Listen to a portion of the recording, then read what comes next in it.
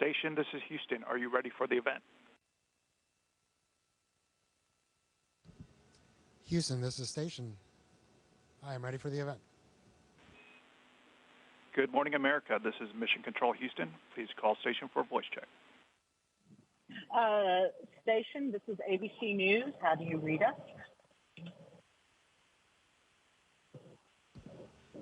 Hi, good morning. I hear you loud and clear. How do you hear me? I hear you loud and clear as well.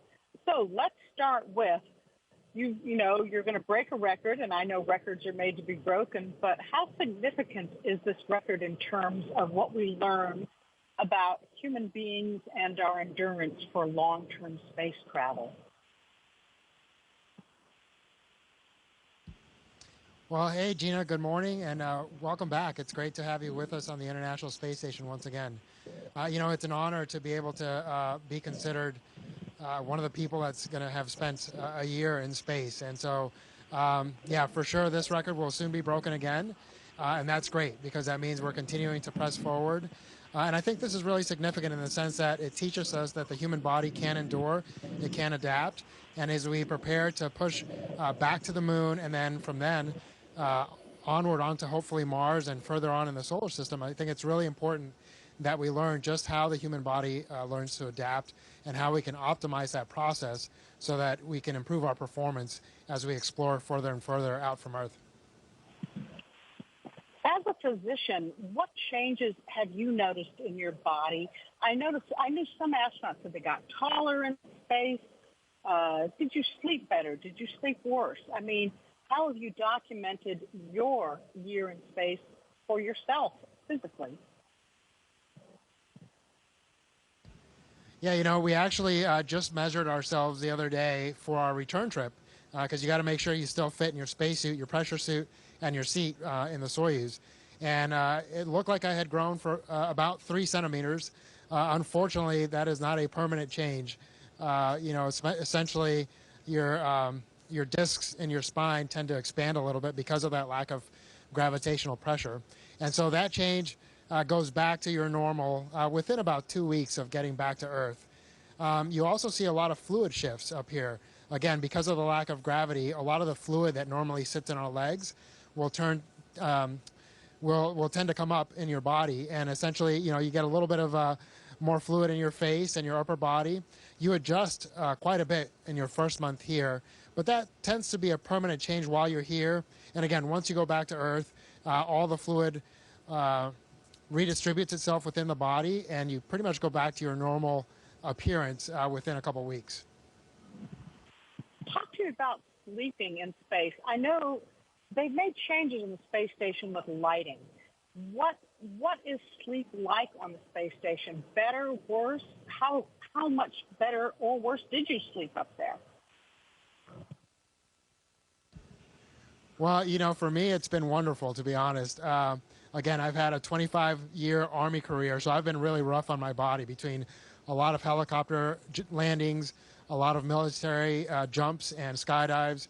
I've done a lot to essentially earn some of the bumps and bruises that I've had in my body. And so the pressure that you feel in bed while you're on Earth is completely gone up here. And so you're completely decompressed, especially your neck and your spine.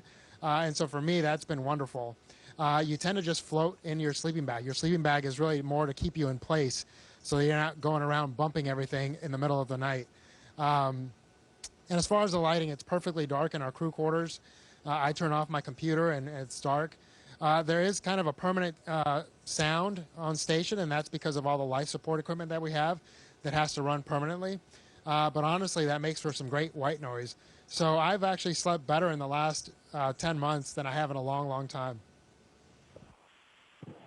We talked to Laurel O'Hara, who's coming up next month, September, and she's looking forward to giving you a hug and bringing some treats.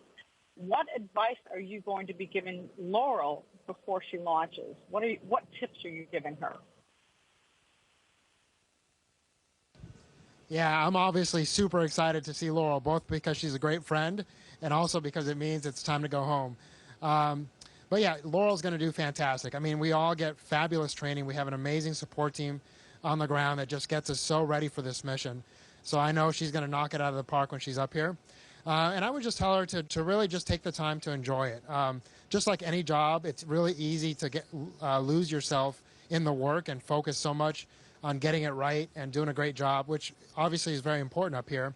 But every once in a while, you just got to force yourself to look up, or in this case, look down the window, out of the cupola, and just enjoy the beautiful view. And really just take a moment to appreciate how blessed and how lucky we are to have this opportunity and enjoy where we are. Part of what I think is interesting to people about life on the space station is your food. Do you get much choice in food? What were your favorites? What hacks did you find up there for your diet? Yeah, we actually get really great food. The one downside is that we have to rehydrate most of it. Some of it comes in the same little green packets that you see in military MREs or cans, especially some of the international partners tend to have a lot of their food in cans. But it all generally tastes delicious.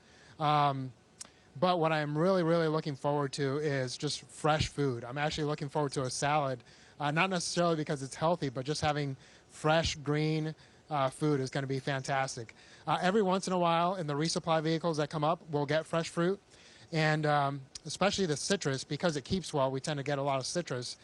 You'll spend just as much time smelling the peel of an orange as you do enjoying the orange itself, and that's just because of that freshness and that smell of home that you get for those few minutes. I think some astronauts that I've spoken to, I'm going to jump over to spacewalk because that really is a highlight of anyone's career. Can you take me back on what that first moment was, the first time you stepped outside? Yeah, it's amazing that it's been so long already. And I was blessed to be able to do 3 spacewalks myself, and then take part in 8 spacewalks total while we've been up here. And it's almost just as neat to watch your friends go out the door as it is to go out the door yourself. And to a large degree, to be honest, it's a little more nerve-wracking because you're responsible for putting them in the suit, making sure that everything's done properly so that they're safe out there. So in some ways, I felt a lot more pressure when I was putting my buddies in the spacesuit to go outside than I did when I was going outside myself. But I'll tell you, the views are just out of this world, literally. And that's because you have your full peripheral vision. When you're looking out of the cupola, it's an absolutely beautiful view, but you're generally limited to just kind of looking down.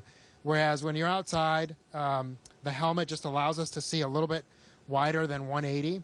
And so you're able to have an unobstructed view of the Earth and the universe. And it just makes you really appreciate how tiny we are, where we are, also how fast we're going. I mean, the movement, you would just appreciate it so much more when you're outside. So absolutely, I would agree. Those 3 spacewalks for me were the highlight of this year up here. I'm trying to remember, for your first spacewalk when you went out, were you in light or darkness?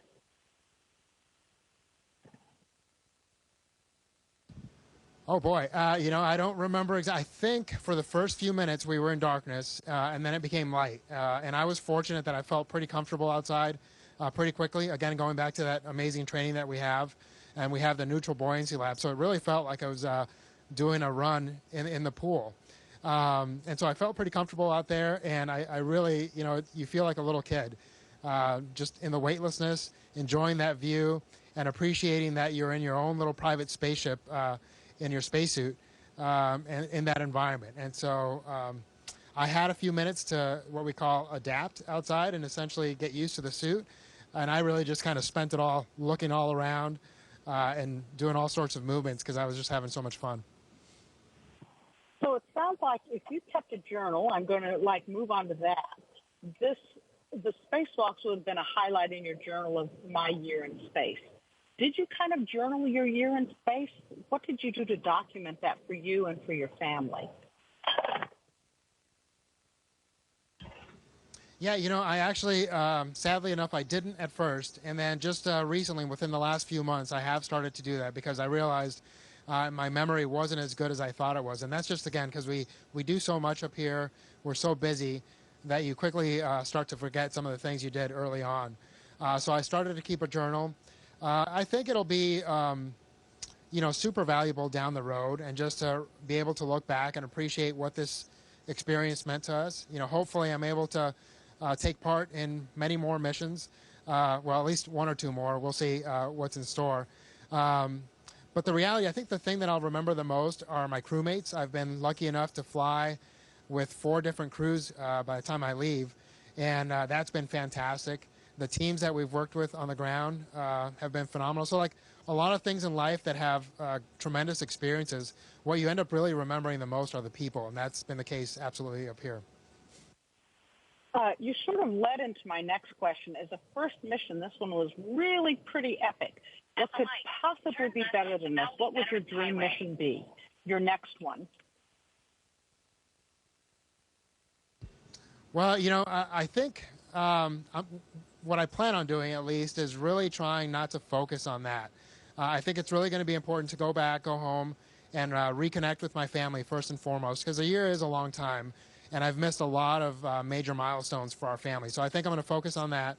And then the reality is, I have friends that are going to be coming up here and then going around the moon. And so my focus is going to be to help the team prepare for those missions, do everything I can to contribute to their success.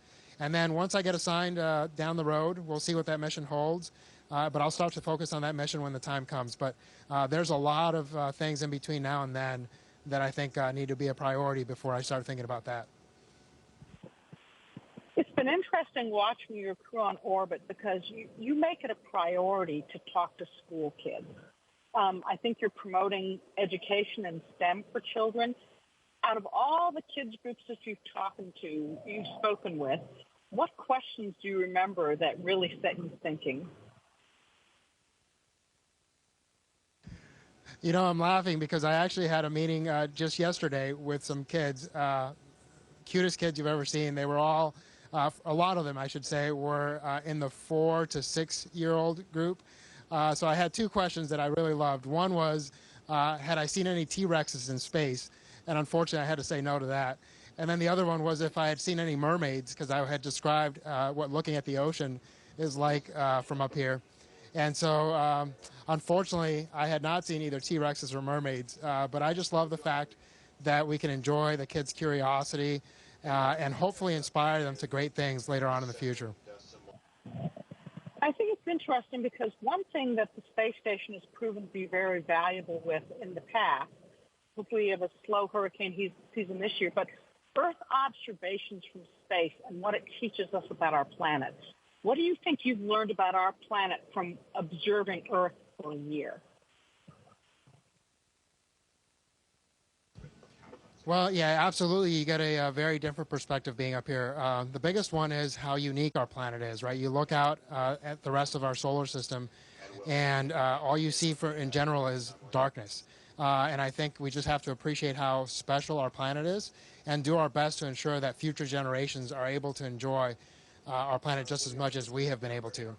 The other thing that you really appreciate is the fact that there are no borders and the fact that we as humanity can do amazing things. I mean, we've had humans in space now for 23 continuous years, and I don't think most people really appreciate how difficult this is and what a team effort it really is to have this achievement.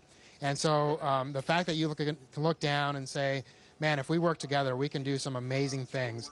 So all those things, they kind of sound philosophical, but just you learn to appreciate the fact that you're living it every day while you're up here.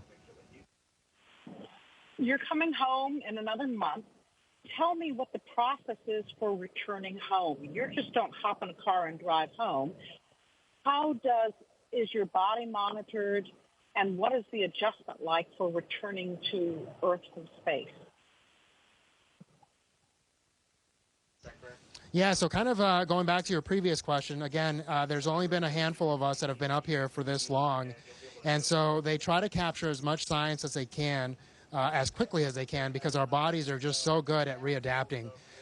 So as soon as we land, again, I came up on a Russian spacecraft, so I'll also go back and we'll land in Kazakhstan, and there'll be a NASA team there ready to fly me back to Houston. But right away, they get you in this medical tent and they start doing testing from about 10 minutes after you land. And we gather as much data as we can before we get on the NASA plane, which then flies us back to Houston. And within about 24 hours of landing, you're landing back in Houston and seeing your family for the first time. You know, after about 6 months in space, most people have a little bit of a hard time with their vestibular system and their equilibrium. So after 12 months, that can be a challenge even more so, although some people have done amazingly well. So I'm not sure how it'll be for me. I'm preparing for the fact that it might be a challenge and that it might take a couple days before I'm somewhat normal. But the reality is it's going to take anywhere from 2 to 6 months of really intense rehab to get back to my normal. You know, and that's just part of the process. What you've talked about missing salads, but coming home, what are you looking forward to most? Your family, I'm sure, a shower, a walk on the beach. TikTok for me what you're looking forward to. Yeah, well, I think you just named them all. Absolutely, time with my family. Again, you know, we've been able to stay in touch really well. We get phone calls, we get video conferences every once in a while. But there's nothing like being there in person. And so just being able to reconnect with my kids and my wife, that's going to be fantastic. Being outside, again, we get fantastic views up here, but we're limited to the space of about a 5-bedroom home. And so it's a very small space, you know, to be in for a full year. And the other thing for me especially is that I've only been exposed to about 6 other humans at a time for the past year. And so it's going to be a little bit of a readaptation to be around crowds and big groups of people. So I'm looking forward to slowly but surely getting to see all my friends and reconnecting with them too. And in closing, are there any favorite gymnastic tricks you've learned as you've mastered zero-G up there? Anything you care to show us?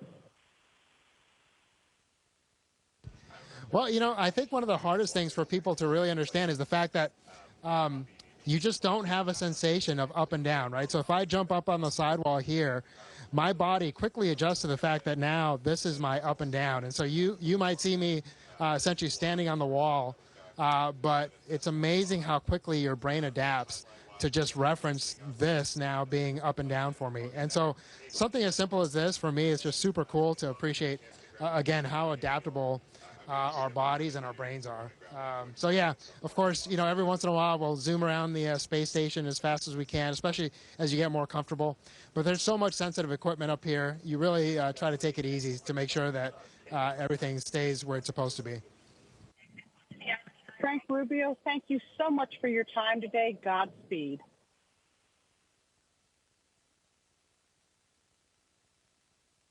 All right, Gina, thanks again. It's been an honor and a pleasure, and we'll talk again soon. Take care. Station, this is Houston ACR. That concludes the event. Thank you. Thank you to all participants from Good Morning America Station. We're now resuming operational audio communications.